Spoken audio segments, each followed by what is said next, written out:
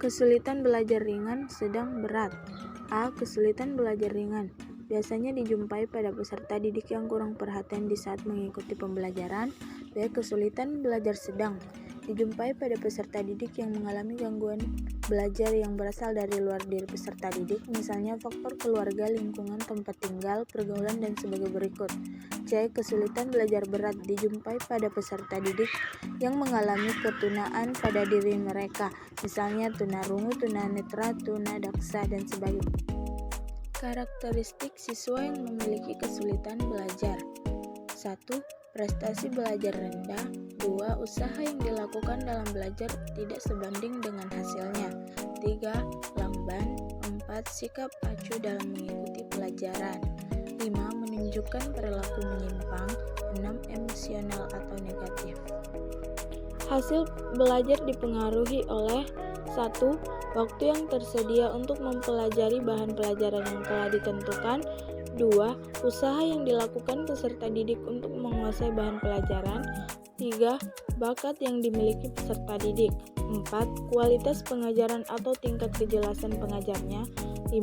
Kemampuan peserta didik untuk mendapat manfaat yang optimal dari seluruh proses pembelajaran yang sedang dihadapi. Penyebab: 1. Rendahnya kemampuan intelektual anak. 2. Gangguan perasaan atau emosi. 3. Kurangnya motivasi untuk belajar. 4. Kurang matangnya anak untuk belajar. 5. Usia yang terlampau muda. 6. Latar belakang sosial yang tidak menunjang. 7. Kebiasaan belajar yang kurang baik. 8. Kemampuan mengingat yang rendah. 9. Terganggunya alat-alat indera. 10. Proses belajar mengajar yang tidak sesuai. 11. Tidak ada dukungan dari lingkungan belajar. Faktor internal. Pertama, sikap terhadap belajar, motivasi belajar, konsentrasi belajar, mengolah bahan ajar, menyimpan perolehan hasil belajar, menggali hasil belajar yang tersimpan, kemampuan berprestasi atau unjuk hasil kerja, rasa percaya diri siswa, inteligensi dan keberhasilan belajar, kebiasaan belajar, cita-cita siswa. Faktor eksternal. 1. Guru sebagai pembina siswa belajar. 2. Sarana dan prasarana pembelajaran. 3. Kebijakan penilaian.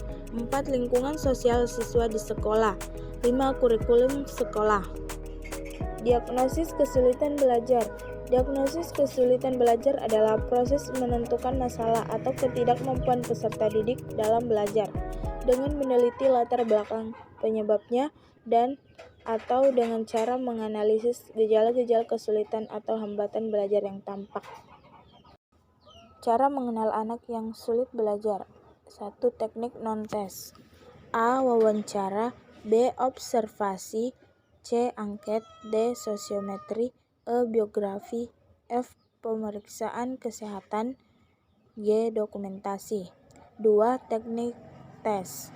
A. Psikotes. B. Achievement.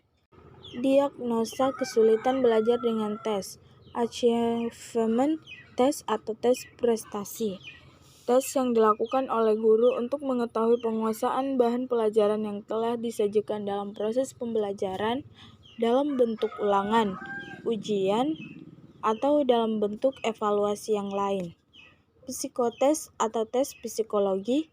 Teknik pengumpulan data yang bersifat potensial, yaitu data tentang kemampuan yang belum nampak yang dimiliki seseorang, misalnya bakat, inteligensi, minat, kepribadian, sikap, dan sebagainya. Diagnosis kesulitan belajar. 1. Mengidentifikasi anak yang mengalami kesulitan belajar. 2. Mengumpulkan data dan analisis data. 3. Menentukan masalah belajar yang dirasakan atau dialami.